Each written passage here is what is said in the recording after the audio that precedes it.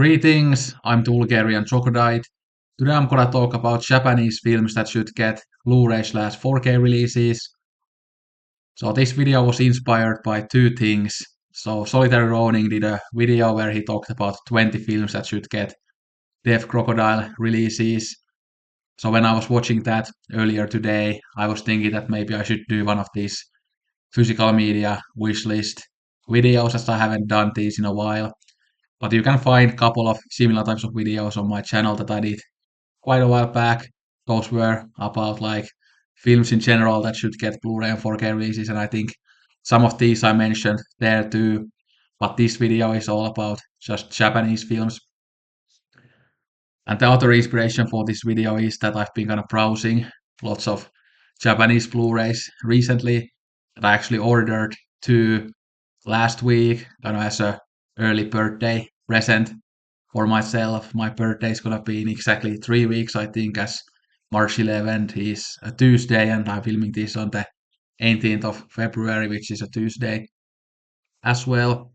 So I'm looking forward to getting those Blu-rays, and I'm also planning to order some others probably in March. Again, I can only afford to get maybe a couple titles a month at best, so yeah, I cannot get those huge hauls. But yeah, I'm looking forward to getting more of those Blu-rays in the coming months, and I will show them in some type of a haul video, probably. But yeah, the Japanese film Blu-ray market is pretty good at the moment. There are many labels who are releasing Japanese films, but it still seems that there are kind of many directors that have been ignored, and there are many films that, well, I've been looking forward to them getting Blu-ray releases for years now. They just don't seem to be released on Blu-ray for whatever reason. Obviously, there are many reasons why that could be, like licensing issues, and maybe the labels just aren't looking at all of these films. And yeah, I just wish that all the great films that have ever been made would be available officially, whether it's in streaming or on physical media. That's a dream of mine that will never happen, probably, but one can dream. Let's go through these films now. There are 42, so I won't talk about this that much. I will just shout these out, and then you can find these online if you are interested in them. But first we have a couple of Yoshimitsu Morita films. We have The Family Game. I actually did a short review for these like maybe in November, I think, so you can check that out on my channel. And then we have Haru by Yoshimitsu Morita, and I've talked about this film in many videos and many places. And The Family Game you can watch on um, the Internet Archive website, and Haru you can watch on Rare Film or YouTube. I think the YouTube copies are probably better. Usually there is a 1080p copy of this on YouTube. And I think all of these films are something that many people would like. I think The Family Game is a pretty big classic domestically in Japan, as it touches on many Japanese kind of cultural issues, like the salaryman life, dysfunctional families, and things like that. The economic boom of the 80s, and yeah. And Haru is just a fun romantic film. Yeah. But definitely check these out, and I think again they are fairly accessible films, so many people probably like them if they got releases. Yeah. Then this one I watched last year on the Rare Film website, and it's not there on pretty good quality. It's called, I've heard, the Ammonite Murmur. It's this fairly experimental film with very interesting visuals. I don't actually remember who directed this. Yeah, Isao Yamada. Yeah. So this is a film that not many people have heard of, but I think it was a very interesting watch. Yeah. This one would be great for the podcast one day. Yeah. But this is one of those films that I'm not really expecting it to get a release, as nobody really knows about it. So yeah. It's only 70 minutes long, so if you have that much time, definitely check it out on the Rare Film website. And this next one was from the Rare Film website as well. It's My Sons or Musuko. And yeah, it's a great film, and I also made a short review for this around the time I made the review for the Family Game, if you want to learn a bit more about it. But it's that type of family drama, kind of has some Ozu-esque elements, some Mikio Naruse-esque elements, some Koreda-esque elements, but with a bit more of a kind of different aesthetic. I mean, you could say that this has more of a kind of working class aesthetic than maybe those other ones have a bit of a, you could say, a bit more sophisticated aesthetic. But yeah, I really enjoyed this film, and it's definitely something that I want to watch again. And it's again available on the Rare Film website if you want to watch it. Then I have several Terayama films here. I could have had more, but we have Grass Labyrinth, Pastoral to Die in the Country, Throw Away Your Books, Rally in the Streets, Farewell to the Ark. And back in the day, in the Arrow Academy days, there were rumors that Arrow was gonna release a Terayama box set, but it never happened. And that was back when Franz Simeoni, who now runs Radiance, was part of Arrow Academy. And I know Franz Simeoni is a Terayama fan. I've seen him mention Pastoral to Die in the Country.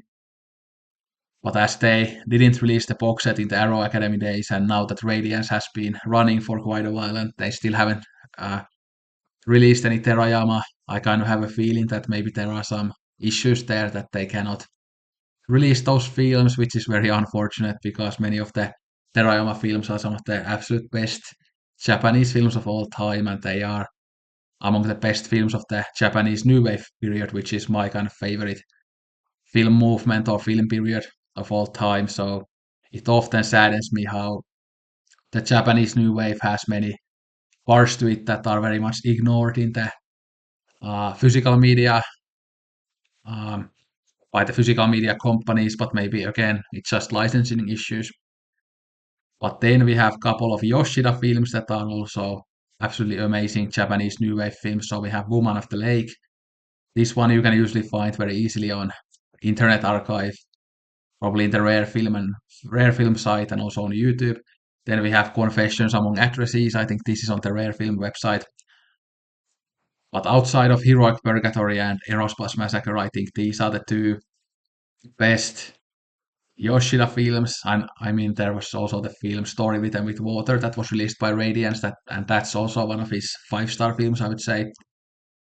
And I think there is a little bit of hope that maybe Radiance will release these two films because they released Story with and with Water. So yeah, I really hope that these would get releases, but these are available on like fairly good quality online if you look for them. I think especially Woman of the Lake is usually available in good quality. Yeah. Although I cannot really recommend these to many film watchers because they have very alienating style to them, and these are kind of the definition of hardcore art house. So you could say that, yeah, this is the type of cinema that many people call pretentious, even though there's nothing pretentious about them. But many people think that everything that is highbrow is pretentious. But yeah, we don't have to get into that debate again because I always talk about it anyway. But yeah, these would be absolutely amazing to get on Blu-ray or 4K. Then we have more Japanese New Wave. So we have a couple of films from Koichi Wakamatsu, who is also one of the very important filmmakers of that era of Japanese cinema. So we have Go Go Second Time Virgin, which is my favorite. Then we have Ecstasy of Angels, which is really good as well. And these are absolutely nuts, very taboo breaking in their depiction of sex, but there's also some violence in there. And these are good examples what the Japanese New Wave is all about. That it's kind of like a fuck you to the previous generations of Japanese filmmakers, and it's just shows radicalism and goes against all those traditional values. Yeah. But anyway, those are really good films, and it would be great to see them released. Although I'm not kind of holding my breath, especially as they are fairly okay, very radical films. So I don't know if labels would be willing to put them out. Yeah, and again, there's not that much of a market for this type of cinema, unfortunately. Then we have Nagisa Oshima's Taboo, or I like to usually call it its Japanese title, Gohatto, as that sounds way cooler. But I of course have this poster as my avatar in Letterboxd because I really like this poster. And I could have had many other Nagisa Oshima films here as well, but I chose this one. Yeah, it's one of my favorites. It was his last film. It's this queer samurai film starring the great Pete Takeshi or Takeshi Kitano. Yeah, what a fascinating film. And just like the title suggests, it's all about kind of breaking taboos. Yeah. Then we have a few Nobuhiko Obayashi films. So I think there is some hope that these would get released, as Third Window has released quite a few Obayashi films, even from this period that these films are from. So maybe they will release more of them in the future. Really hope so, because well, these first two are among my absolute favorite Obayashi. So we have Miss Lonely. This is on the Internet Archive website in really good quality, by the way. I think it's even on 1080p quality, so maybe it has been released on Blu-ray somewhere else in the world, and then somebody ripped the print to Internet Archive or something like that. But such a beautiful film. And then we have Chizuko's younger sister, which is possibly my favorite one. It's just so beautiful. Yeah, in his kind of nostalgic fairy tale, hypnotic, whimsical way. And this is usually available on like DVD-esque prints online. I've never seen a 1080p copy of it, but yeah, this would look absolutely stunning on a great release. So really hope that it gets one. Then I mentioned this film on my recent double bill video. It's the Discarnates, which is based on the same book as Andrew Haig's All of Us Strangers. So this one would be great to see, as well as many other Obayashi films, as I have watched quite a lot of them in the past couple of years. Yeah. Then we have Happiness of Us Alone. This is from the early 60s. And nobody really knows about this film. I've never heard anybody else mention this on YouTube, aside from me. But I've mentioned it quite a few times. But it's very much in the vein of Misoguchi, Naruse, and Ozu. Probably Naruse is the most comparable director to this film. Yeah, it's just stylistically very similar, and the story is something you could see Naruse do a film about. Yeah, but really beautiful. And if you like that era of Japanese cinema, if you like the classic directors, you would definitely like this one as well. Then we have few films from Shunji Iwai, and I'm actually very surprised that many of his films haven't been released on Blu-ray, because I think they are quite accessible. Many people would like them. But we have Picnic, that at least used to be available on YouTube in 1080p quality, so definitely check it out. Then we have Love Letter. I think this has been on YouTube sometimes as well, and it might be in the Internet Archive website. Then we have Hana and Alice. So there was actually an animated version of Hana and Alice by Shunji Iwai, and that has been released on Blu-ray, but this original version, that's a live-action version, hasn't been released. And I haven't seen the animated version, but I love this live-action version. But Shunji Iwai is like a more hypnotic version of Hirokazu Koreeda. Yeah, that the stories are usually fairly kind of low-key about like relationships, and they are very nostalgic, but he has this very hypnotic, very particular visual style that separates him from filmmakers that do similar type of stories. And there's a bit of that kind of quirkiness in his films as well that maybe Koreeda doesn't have. Especially, I mean, Picnic definitely has that a lot, but also his other films do. Yeah. But these would be perfect for Third Window. Although I'm kind of surprised again that these haven't been released yet, or at least one of them hasn't been released yet. So maybe there are some issues, licensing issues there.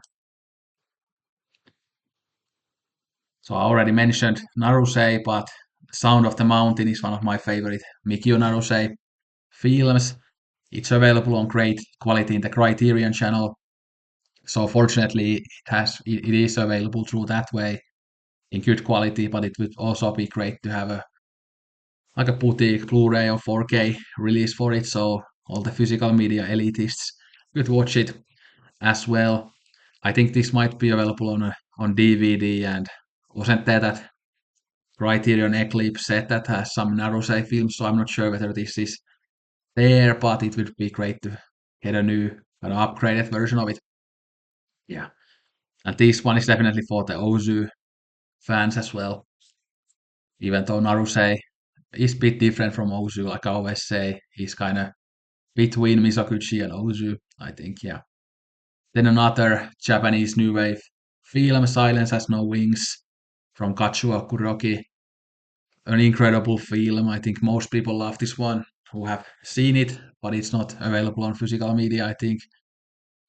Although I think Ronin watched it, so I think he got it probably like an unofficial DVD for it, as he has said that he gets some of those types of DVDs, I think on eBay or something. So that might be worth a look for other people as well. Although I don't know anything about that beyond what Ronin has mentioned in his videos.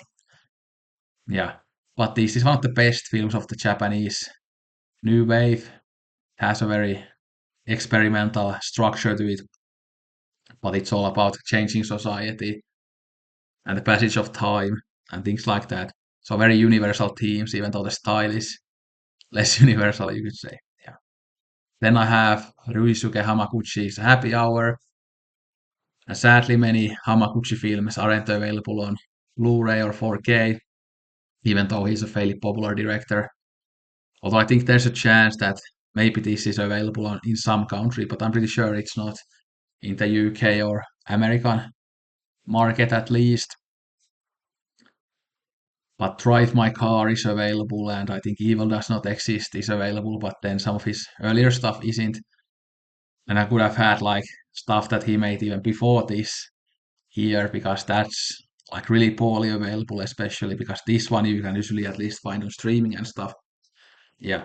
But I would love to get more and more Hamaguchi on physical media or even official streaming. Yeah. Then I know many people would love to get this one on Blu-ray. It's Shinji Aoyama's Eureka. This is just one of those films that everybody who watches it, he's kind of absolutely blown away.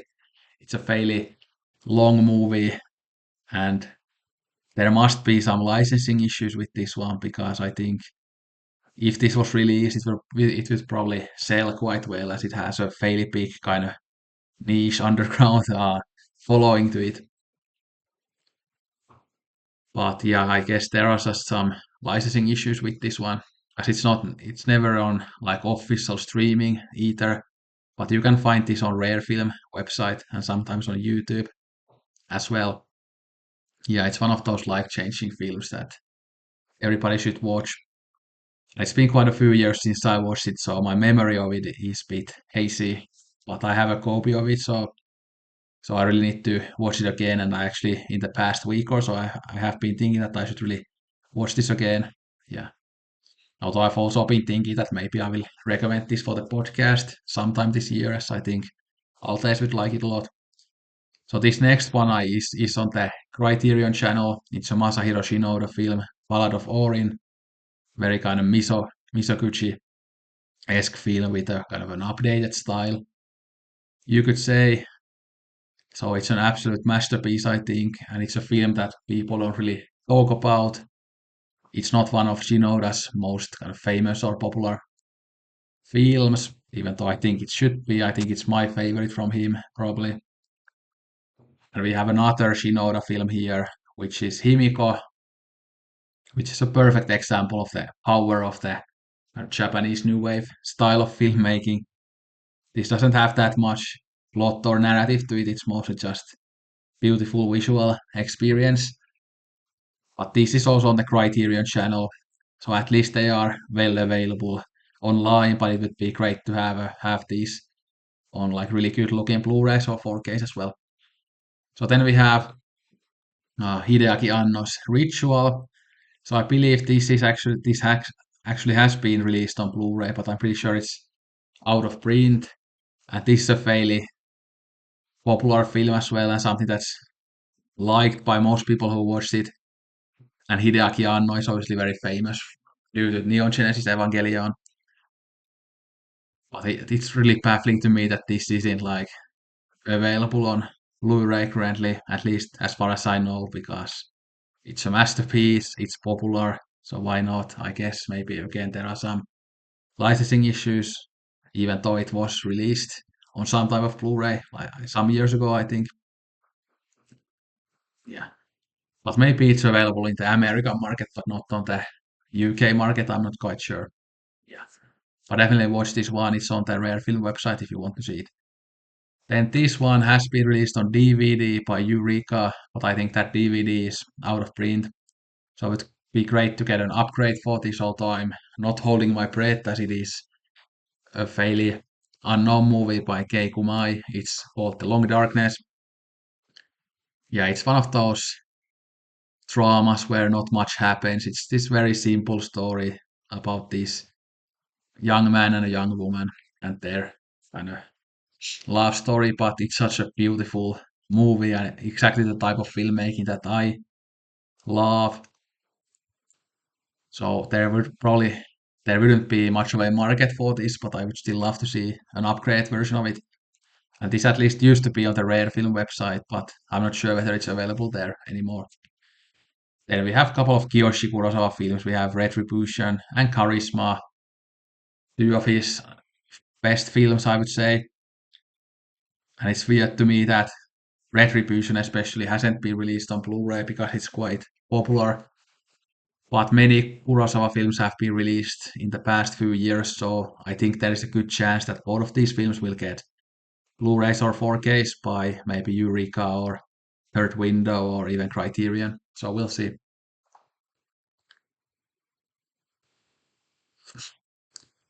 And then more films. So we have Hideo Kosha's Goyokin, which is my favorite Kosha film. It's this great snowy samurai film starring Tatsuya Nagadai.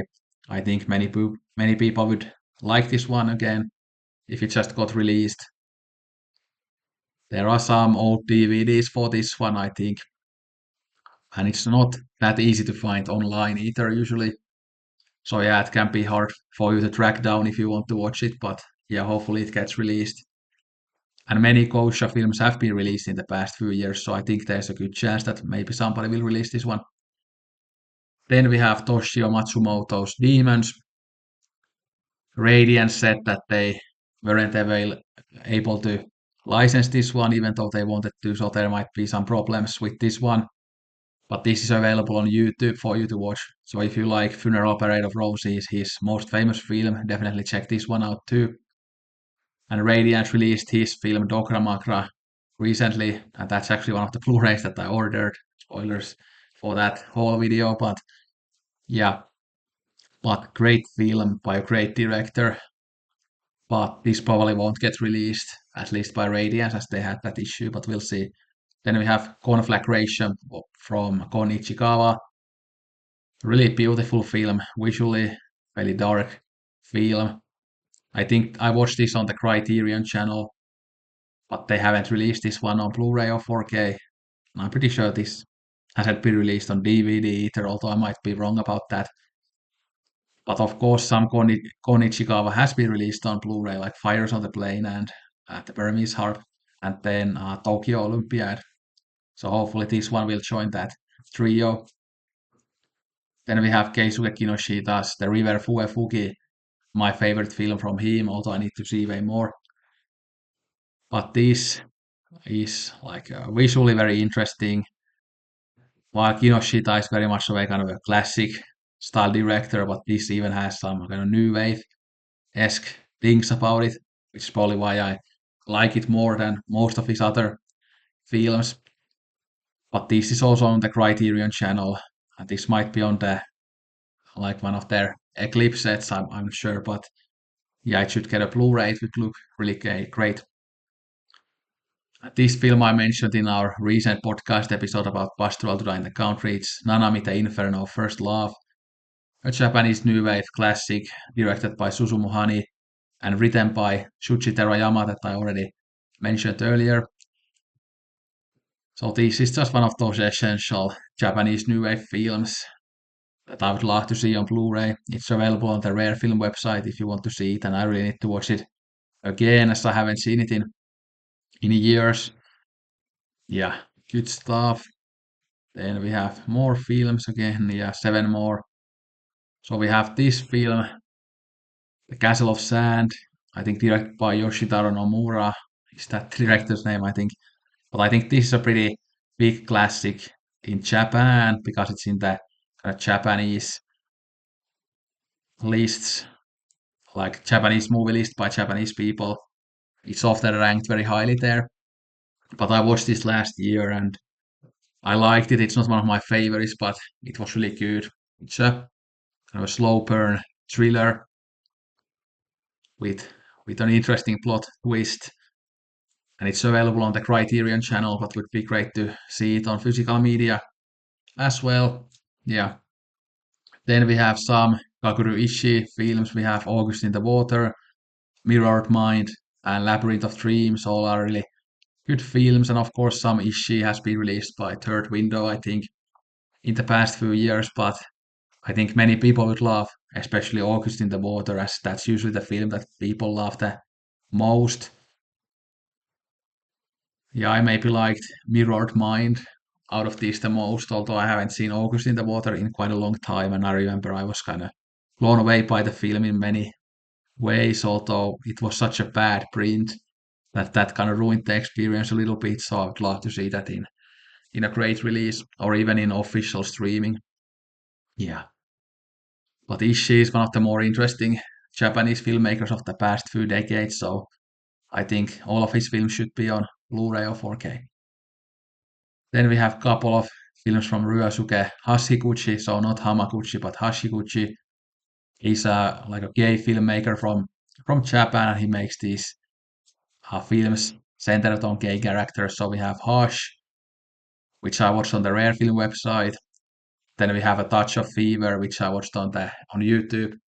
And the YouTube print for this is actually quite good, so I would recommend you to watch it. And the Hush print was worse than the Touch of Fever print, but still watchable. But these are like fairly similar type of filmmaking to like Hamaguchi or Koreda.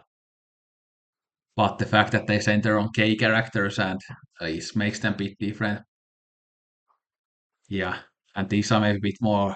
They have some sexually explicit things in them, so it's a bit different stylistically as well, especially A Touch of Fever. I would say than Korea, for example, who is very family friendly for the most part. Yeah. Well, I don't think these are masterpieces, but they are very good films that I think more people should see. Then last but not least, we have Tony Takitani.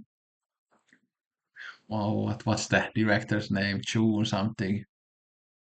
Jun Ichikawa. Yeah. So I think this is a pretty well liked movie as well, with really beautiful visuals, a very unique style to it.